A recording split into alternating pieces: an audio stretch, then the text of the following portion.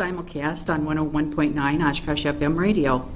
If you have no cable television connection, this forum may also be accessed by streaming video on the Oshkosh Media website at www.oshkoshmedia.org or on the Oshkosh Media YouTube channel. I'm Margie Davey, League of the Women Voters co-president, your moderator for the evening. The League of Women Voters encourages informed and active participation in government. Our mission is to inform citizens about major public policy issues and about candidates seeking office. We do not support or oppose any political party or any candidate. You may find more information about the League at www.lwvwinnebago.org. We begin with Wisconsin State Assembly District 54, which includes most of the city of Oshkosh. Gordon Hintz, the Democratic Party incumbent, and Jordan Hansen, the Libertarian Party challenger, are asking for your vote on Tuesday, November 8th.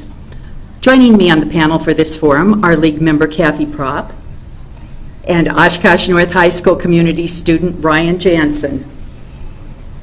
Our timekeeper will give you cues, and we thank you in advance for keeping your answers short so that we can cover as many issues as possible. Audience questions are welcome. Please submit them in writing to one of the League representatives. They'll give you a card and a pencil if you'd like to do that. Candidates received the first two questions in advance. So first we will hear 1-minute opening statements. Tell us about your qualifications and why you are seeking election or re-election to the Wisconsin State Assembly. Going alphabetically, we're going to start with Jordan Hansen. All right, well, I'm Jordan Hansen. I'm a young Libertarian candidate for State Assembly, and I don't have a lot of the big traditional qualifications. I've never held office before at a lower level, but I bring I'm an anti-establishment candidate. I'm an outsider. I'm tired of the Republican and Democrat politics. I'm sick of the corruption in this state and across the country, and I'm sick of losing my rights and freedoms. So I bring that anti-establishment perspective to politics. Low-budget campaign. I can't be bought. I'm my biggest donor.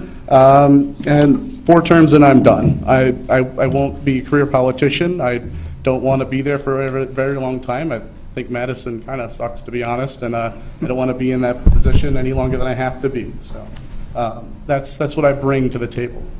Thank you, Jordan. And now we'll go to Gordon Hintz. Well, I'm running for re-election because I care about Wisconsin's future, and I'm committed to policies that promote opportunity in our community and in our state. As a member of the legislature's Joint Finance Committee, I've worked hard to fight cuts to education that have resulted in 2 school referendums locally. However, my focus first has always been serving the people of Oshkosh. I've partnered with local government and community leaders to secure state support for the Grand Opera House, downtown Main Street, the EAA Frontage Road, Sage Hall at UW Oshkosh, and the Oshkosh Riverwalk. I've supported policies to encourage redevelopment along our riverfront and renovation of historic buildings in downtown for new businesses. And I've worked to oppose policies that have increasingly taken away local control. In an era of special interest-dominated politics, I've remained independent and stood up to powerful groups such as the school voucher and the payday lending industry. I've worked hard to be responsive and in touch with the concerns in my district, and I've remained a fierce advocate for opportunity, fairness, equality, privacy, and accountability. There are many challenges ahead, and I look forward to working to address those challenges. Thank you, Gordon. Those were our opening statements. Now we have a question about priorities. And this time we're going to start with Gordon Hintz. If you are elected, what will be your priorities as a State Assembly representative for the 54th District? You have 2 minutes.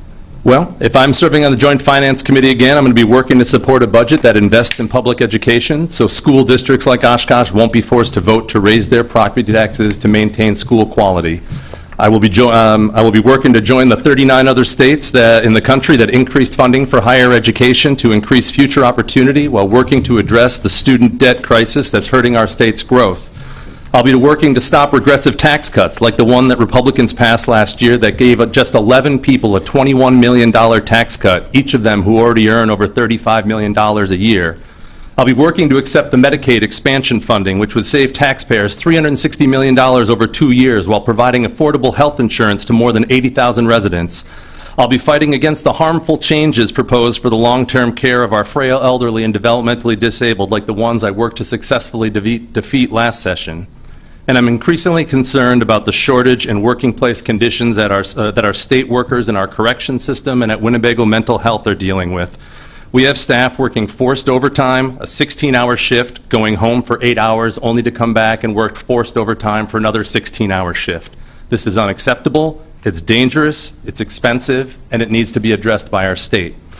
I'll be working to resolve our transportation funding crisis without relying on increased borrowing or kicking the decision down the road. I'll continue to advocate for corrections reform while supporting diversion programs at the local level that increase public safety and lower costs. I'll continue to support efforts to address the heroin epidemic that's ruining too many lives in our state. I'll continue to push for accountability at the Wisconsin Economic Development Corporation and other levels of government while I continue to support open and transparent government. I'll continue to work with community leaders on the way that states can remove obstacles to self-sufficiency for those struggling to get by. And I'll continue to show support for the stewardship program, which focuses on conservation and redevelopment of things like the Oshkosh Riverwalk. And as always, I will look for ways to prepare for the demographic challenge we have that is already creating a worker shortage in Wisconsin. Thank you, Gordon. Let's hear from Jordan. What would your priorities be as a state assembly representative? Well, my number one priority is criminal justice reform. It's a huge issue in our country, and it's not being talked about by very many politicians. We need reform all the way from getting rid of a lot of bad laws on the books, a lot of victimless crimes that people are going to jail for, being fined for. We need to change the way that our policing is done. We need more community policing. We need less proactive enforcement. I think we need to go after people when they've done something wrong and stop trying to get people before they do something that could be maybe wrong, which I think is the way that we're looking at crime these days. With criminal justice reform, a big part of that is reforming our prison system, getting people out of prison that don't belong there, trying to keep people that don't belong in prison out of prison.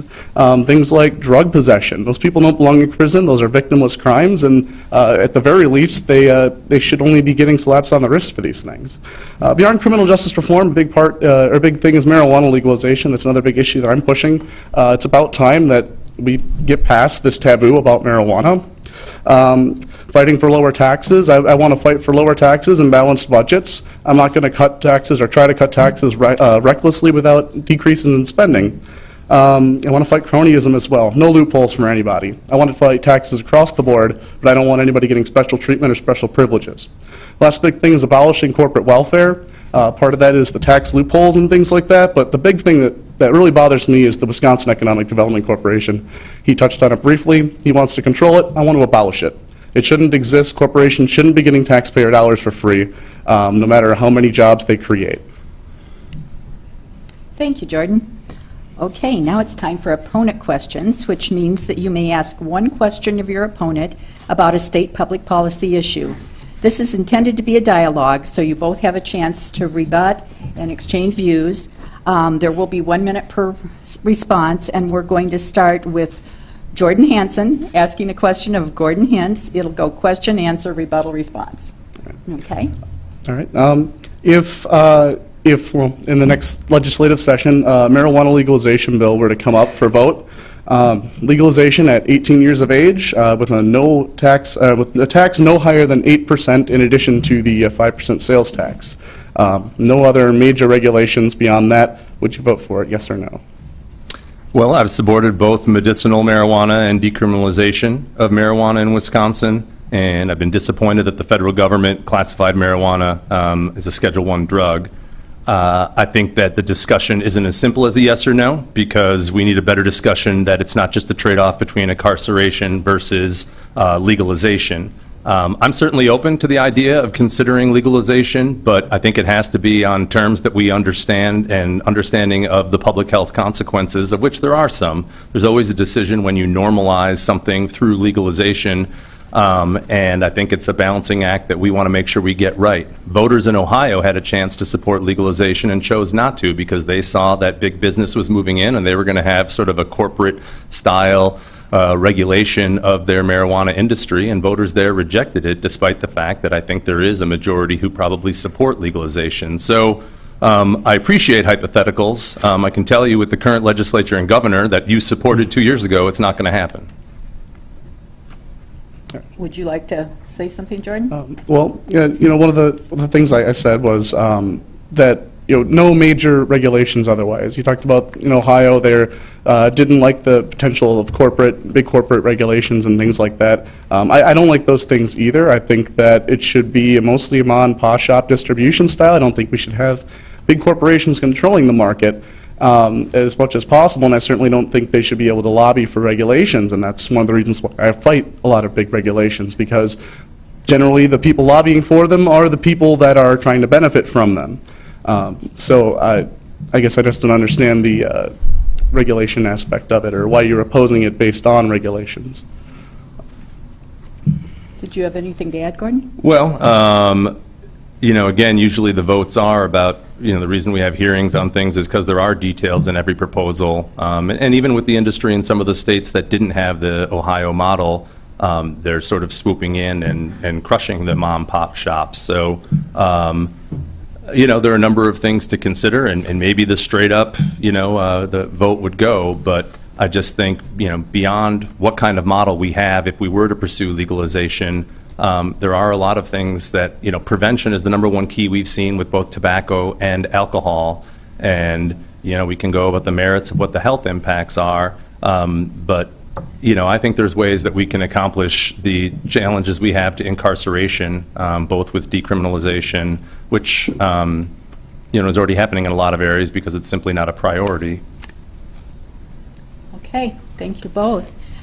Gordon, it is your turn to ask a question of Jordan. Okay.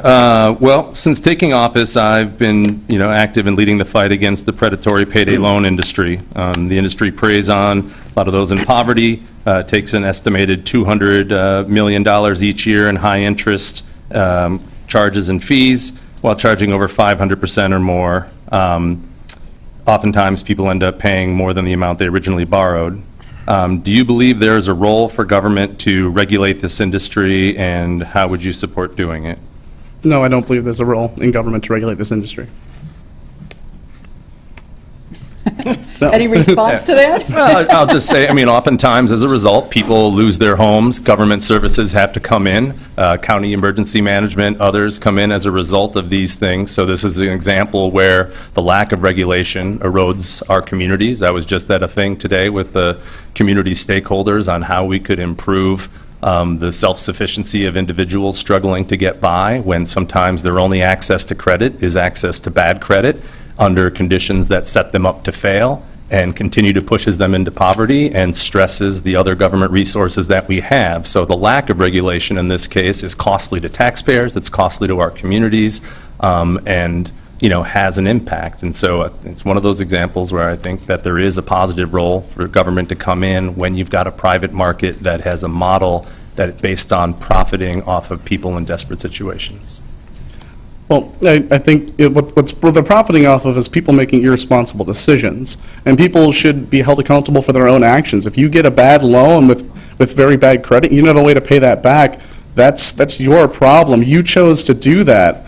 I don't see a reason why government needs to regulate an industry and harm other people who are trying to get loans that they can pay back, and hamper them when they're trying to do things just because some other people are irresponsible about the same thing. The only victim here is the people that are making a bad choice. Nobody else is being a direct victim because of this. So.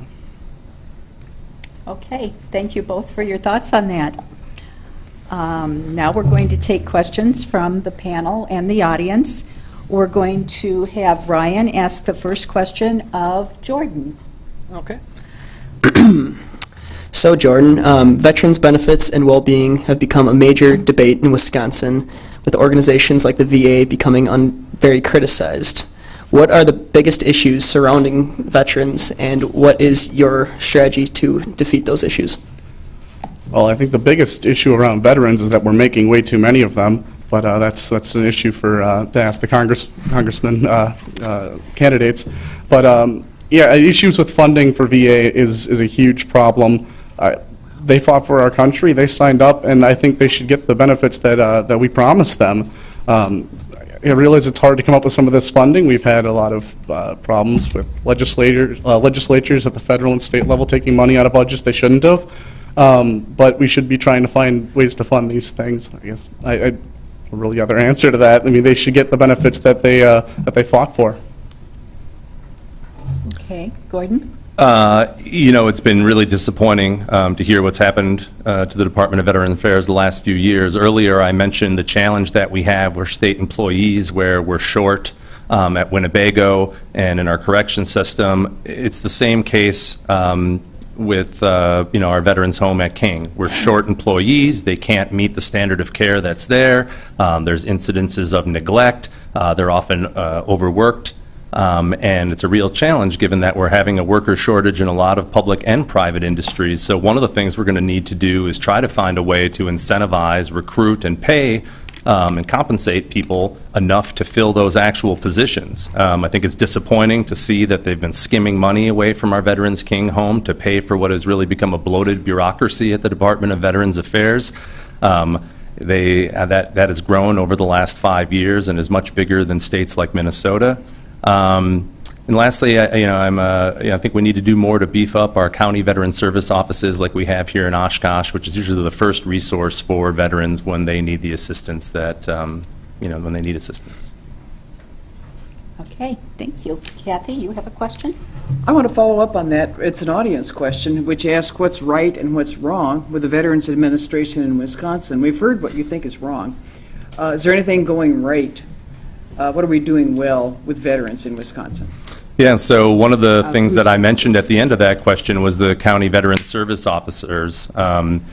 We have a 72 county officers who are required to be veterans themselves, and these offices again do everything from serve as counselors, resources, getting people that need care, whether it's at the VA or somewhere more immediate. And there was legislation this year that tried to eliminate really the funding for county veteran service officers and move away from the model that we have, and which was kind of crazy because, again, I think they play a tremendous role in communities like Winnebago County and throughout the state. And they were able to fight back and stop that proposal, but I really think we could use some new leadership at the Department of Veterans Affairs that puts the care of our veterans first above sort of, defensive priorities or past fights. There seems to be some parochialism on some things. This isn't really fair, but I'm going to kind of echo what he said. There isn't a lot that being said that's positive about the Veterans Administration. I mean, every week there's another story about another scandal in the Veterans Administration, and unfortunately, there isn't a lot of good things that are to be said. I mean, I would hope that they're mostly helping veterans and that the veterans are getting the care they need, which is what they're supposed to do. They're doing their jobs, hopefully. But unfortunately, there's just a lot of problems, and those dominate the conversation. Okay, thank you. Ryan, do you have another question for Jordan? Yes, I do. So, new voter ID laws have sparked a large debate around our state and country. Where do you stand on the current voter ID laws, and what changes, if any, would you make as the process plays out? Well, I support the idea of one person, one vote, and voter ID helps that. But I also understand that it's disenfranchising a lot of voters, a lot of elderly people that don't necessarily have, their birth certificates or their IDs anymore. These things are lost. It's disenfranchising a lot of poorer voters. And there were mechanisms put in place. You can get a free ID, but you have to have those documents in order to get that voter ID. And that's a problem. And I support the concept of it. It's being implemented poorly, and if it can't be implemented in a way that's fair and that's going to work properly and not disenfranchise people, then I can't continue to support it. So I'd like to see it function the way it's supposed to, but if it can't function the way it's supposed to, then I'd vote to repeal it. Thank you. Gordon? Well, I mean, I think it's kind of, the curtain's been pulled back. The original intent of the voter ID law was, fraudulent from the beginning. We never had a problem with voter impersonation, which is the only kind of thing that voter identification, stops, is someone pretending that they're someone else. If we're serious about getting, safeguarding our elections, we should provide more funding to our clerk's offices, which administer our elections. I mean, when we had pictures a few years ago of the Supreme Court race with ballots spilling out of a ripped bag, I think I felt a lot more threatened about the vote than some of the fear-mongering that goes on. But it's confusing enough right now when we go back and forth with the the decisions with the with the courts on the fact that our laws have been unconstitutional, then they've been partially constitutional, and I think it's been confusing, which is already going to have a negative impact from discouraging people at the polls. So, I think it's unnecessary. I think there's other ways that we can safeguard some of the, fake threats and real threats that people have about our election system. But voter impersonation wasn't an issue, and we've had some comments about what the cynical nature of these policies was in the first place. Okay, thank you. Kathy, you have another question for Gordon. Audience question, what is your stance on drug testing for welfare recipients?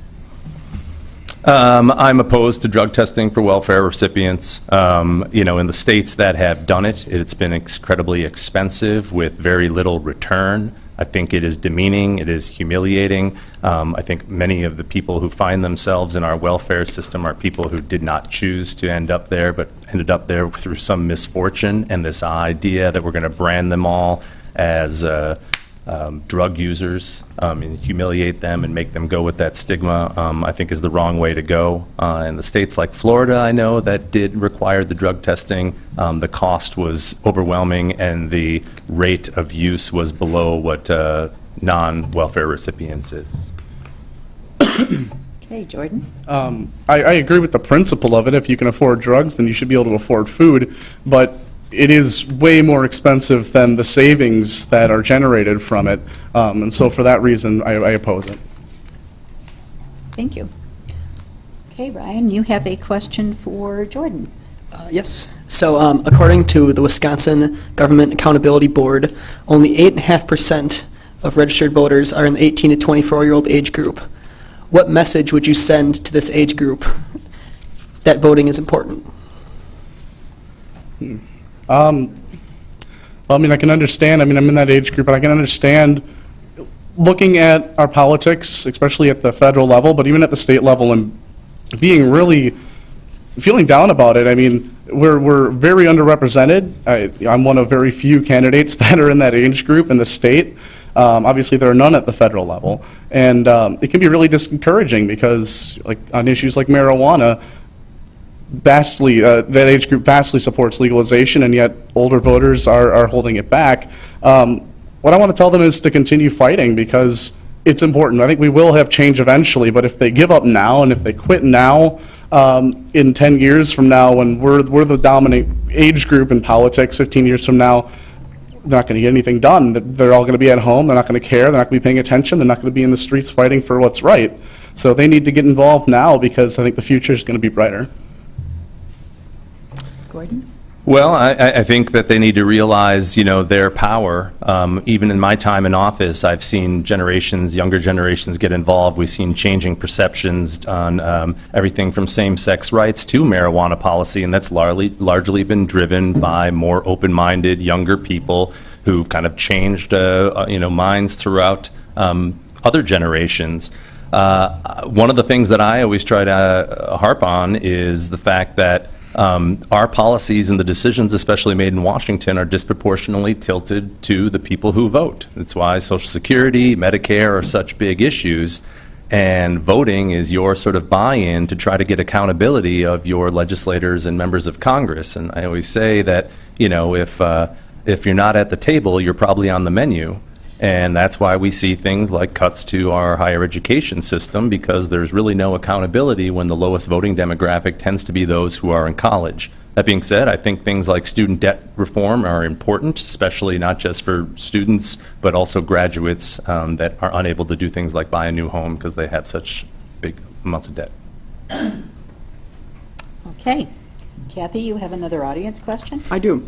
What future do you see for family care, IRIS, and the ADRCs in Wisconsin? Do you support these programs? Will you oppose reductions in budget items for these programs? You might start by explaining what the programs are. And this goes to Gordon first. Sure. Well, these are the long-term care programs that I think impact close to 60,000 plus individuals that are in the IRIS program. But it is the family care program that we have in Winnebago County with the Lakeland Care District that first was piloted under Governor Thompson 15 years ago.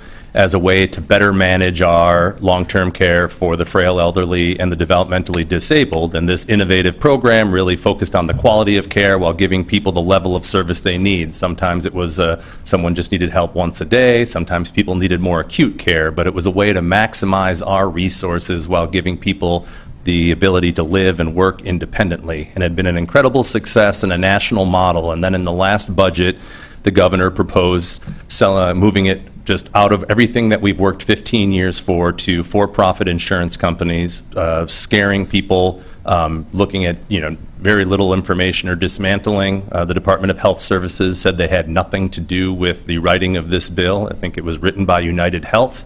It was a cynical attempt, and one of the best things we did was we were able to defeat this, working with people from all over the state, and I will work to defeat it again. And can you repeat the question? Yes. What future do you see for family care, IRIS, I-R-I-S, and the ADRCs in Wisconsin? Well, I'd like to see them privatized as much as possible. I would like to see this kind of care move to the private sector, not necessarily privatize the programs, but get people in the private sector. I mean, these kinds of programs and other programs are costing a lot of money. Costs continue to rise for these things, and it's putting a bigger tax burden on people that is growing at an alarming rate. So, like most things, I just wanted to see these things privatized as much as possible. I feel like the free market is the best at providing quality service. And kind of like with the VA, when you give government a monopoly on these kinds of services, quality goes down. There's no accountability. So I'm glad to see that service has been done well in Wisconsin, but I'm not optimistic that a government agency is going to continue to run it well. I'm just, because Gordon took so much of his time explaining the program itself, did you have anything further to add, or? Only to say that, I think there are ways to work within the existing programs if our goal is to save money. When there was an audit done of the family care program in 2013, I think it showed that it saved $32 million off of what it was estimated to. There are a lot of people at the regional level and in our managed care districts that have a lot of ideas on how we can better integrate long-term care and medical care without just ripping up the whole thing and going to for-profit insurance companies whose number one goal is profits, not care. Okay, thank you. Ryan, you have a question, an audience question perhaps? Yes, I do. For Jordan. Okay. So local businesses are important to Oshkosh. What is something, if anything, that you will do to help them thrive? Relieve the tax burden on them, relieve the regulatory burdens on them. One of the things that happened in the last session that I really supported was legislation that removed some of the professional licensing requirements, which Gordon voted against. These things hurt consumers. They hurt small businesses. They allow a couple of businesses to monopolize a city or a county even, and those things are very harmful. So it's about counteracting regulations and getting rid of regulations and letting businesses run themselves without government breathing down their necks. It's hard to start a small business on a low budget and have to comply with thousands and thousands and thousands of pages of regulations. I was intending to go to law school, and these thousands of pages of regulations are cumbersome for me, and I'm sure they're cumbersome for most legislators too. But I can't imagine going through the process of starting a small business, that scary process, and then having to stare at stacks and stacks and stacks of regulations you have to follow, or be fined, potentially go to jail for screwing up. So that's my priority. Thank you. Gordon? Well, I've been able to successfully work, with our local government leaders and some small businesses. We had a bipartisan effort that we had the governor in town actually to sign the bill across the river for the South Shore redevelopment area that allowed them to use, when you're doing tax increment financing, reassess at a level that was lower than the property had been devalued due to the recession. And this makes it market competitive for areas that wouldn't otherwise be. The historic tax credits, which have been popular throughout the state, allowed a place like Dealer Fire to be able to renovate the old Kitts Printing building downtown and have a successful internet company with that investment, and to restore a building that otherwise would have been vacant or empty. But also highlight things like education funding.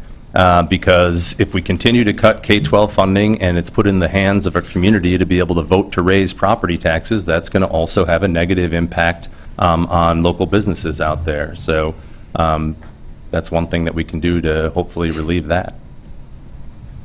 Okay, thank you. Kathy, it's your turn to ask Okay, Gordon a question. Concern has been raised about the method by which the state legislature conducted redistricting in 2011. Would you support a proposal to develop a nonpartisan process for redistricting in 2021, such as the Independent Commission Iowa uses? But to him or me?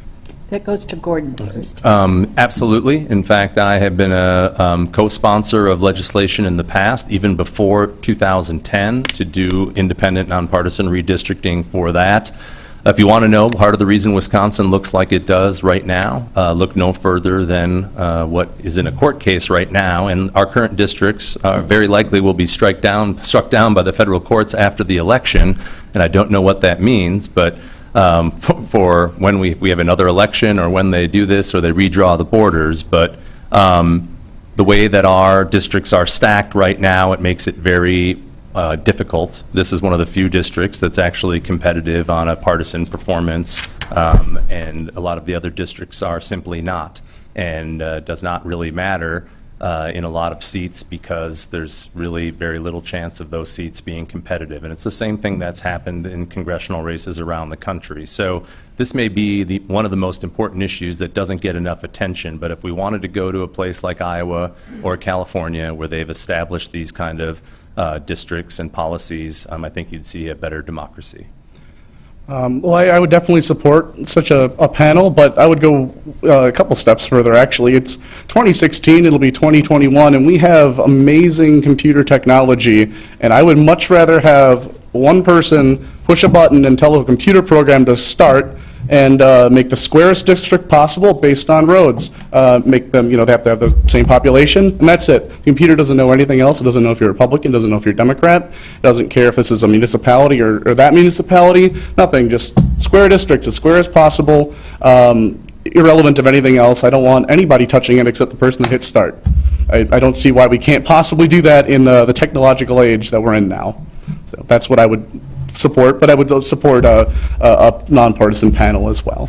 It's a step in the right direction. Okay, thank you. Let's see, we're back to Ryan. Okay, so I have another audience question here. So, This goes to Jordan. okay. So with the current concerns of a teacher shortage, what can the state do to encourage more to enter that profession? Well, I don't know that the state should specifically try to encourage more people to enter the profession, but I think we can encourage more people to enter the profession by making our schools better, by moving them down to the local level, more local control over funding and local control over curriculum. Part of this is controlled by the federal government, but in terms of funding and other things, but I think the more we localize curriculums, when we have history that's local to us and not just broad spectrums of history and things like that, I think that we're going to engage more students. I think students are going to be happier, grades are going to be better, and I think teachers are going to enjoy what they're doing more. I think teachers feel like they're teaching to the test a lot, and students aren't learning when they have to teach to the test. I want to get rid of a lot of the standardized testing and move to more holistic testing methods to determine grades and determine proficiency. I think more local control would really help that and make teachers want to teach and make people want to become teachers. Thank you. Gordon? Well, I think one of the things we're seeing is that the Act 10 decision, the timing couldn't have been worse. At a time when we chased a lot of people on the field, made it a lot less desirable to enter the field of teaching, it hit perfectly with the demographic worker shortage that we're going to have, and now that problem is sort of compounded. I think we got to make, value teaching as a respected field, and a lot of that has to be to quit, some of the negative, politicizing of people who, before this, I don't think necessarily were, they were kind of put in a position that I don't think they ever asked to be. But there's no shortage, there's no shortage of challenges here. We're going to have to be innovative. We're going to have to do more things with technology, especially in our rural districts who simply don't have the numbers. I think the Superintendent Evers has already looked at changing some of the licensing requirements for some of the teachers out there to be able to get more professionals to go into the teaching field, to be able to fill some of the needs that are out there. But This is going to be a challenge, and the market is also going to work. It's expected that math and science teachers are going to make $100,000 by 2020, and, that's something that we need to be ready to address. Thank you.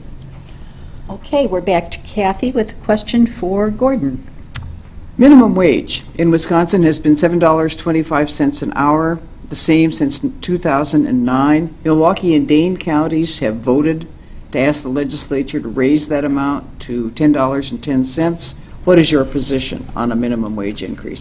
Sure. Well, I support increasing the minimum wage over 3 years to $10.10. That's the proposal that has the support of several Nobel laureate economists in terms of providing a benefit, to the state economy.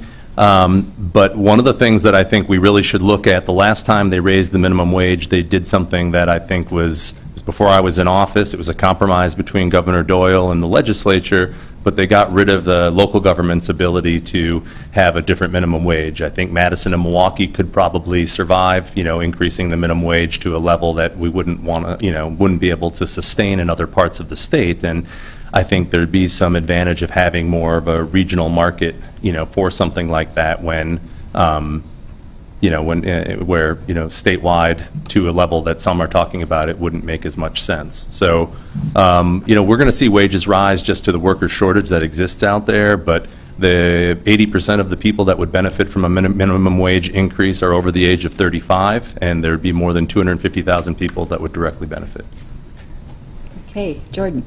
Well, I oppose raising the minimum wage. I oppose minimum wages in general, but the federal minimum wage is $7.25, and so we can't go any lower than that. And that's, I guess, what it should be then for the time being. Minimum wages, when you increase minimum wages, you just cause a compression. Everybody else above you's got to get an incremental raise above that. Otherwise, it doesn't make any sense. If I'm at $12 an hour, I'm a little over $13 an hour now, and doing a blue-collar job, why would I stay there if I could go to McDonald's and get $10.10 an hour? Not to marginalize, working a retail job, or being a cashier or anything like that, but it's a lot easier than 12-hour shifts overnight in a factory.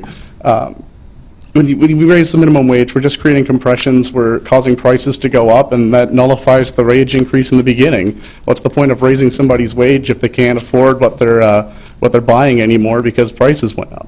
So it's counterintuitive to most economic principles and theories, so I oppose minimum wages. Okay, thank you. This will be our last question for these candidates tonight, and I think it's yours, Ryan. Okay, And so it goes to Jordan. all right, so with water being such a issue in the news lately with situations like in Flint, Michigan, how would you work to ensure the protection of groundwater in Wisconsin? Make it easier for people to sue companies that pollute water. If you live near a factory, or maybe like a factory farm or something that's polluting the water, it shouldn't be that's polluting your water, your source of drinking water. It shouldn't be difficult for you to sue them. I mean, that's the way these things should be handled. We shouldn't be proposing draconian regulations. We shouldn't be proposing all sorts of laws and criminal penalties for pollution. It should be easy for people that are victims of harms done to them by a company or by even the city, like Flint, Michigan. It should be easy for them to sue, to have their damages, repaid, and to get compensation for their problems, and to get these problems resolved. With Flint, Michigan, and things like that, it's government that's a problem. There's no accountability. There's a monopoly on the source of water, and doesn't matter how many people complain. Obviously, it took weeks of pictures on Facebook of yellow water in Flint to get even a national discussion started about fixing their water problems. So I don't want to look to government. I want to look to private means for addressing these problems. Water is increasingly becoming an issue. I voted against a bill that we had that would have allowed municipalities to privatize their water utilities, precisely because of the same concerns I had with everything that went on in Flint. But we've got groundwater and surface water issues. Surface water, we've seen contamination through runoff from a lot of our dairy farms. Kewaunee County's gotten a lot of attention, and we need to find a way to partner with our agriculture to better manage these resources. That's why I was disappointed that the budget last year cut some of the positions that would have been directly involved with the waste management and groundwater protection. But the other one, or surface water protection, the other one is the high-capacity well issue. If you go to central Wisconsin, you see lakes and rivers that don't exist anymore because big agriculture has been able to, expand their high-capacity wells to the extent that water from other areas that's on private property or recreational use has simply disappeared. And we don't have the right balance between individual water rights and big agriculture right now, and we need to. Okay, thank you both.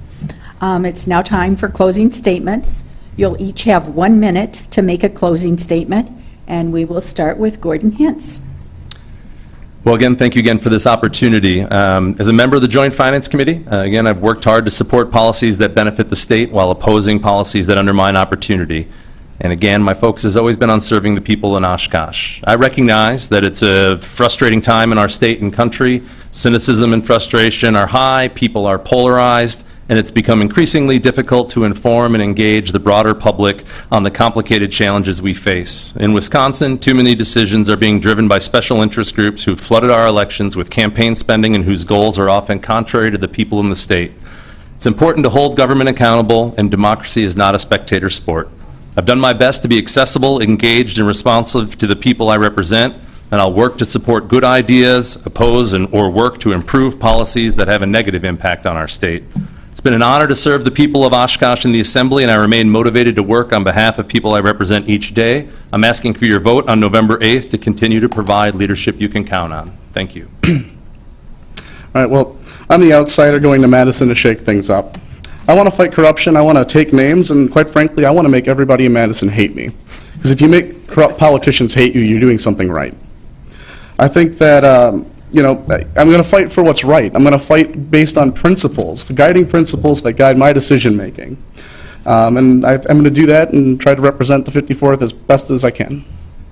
Okay, thank you. That concludes this portion of the forum for State Assembly District 54. On November 8th, you may choose between Democrat Gordon Hintz and Libertarian Jordan Hansen.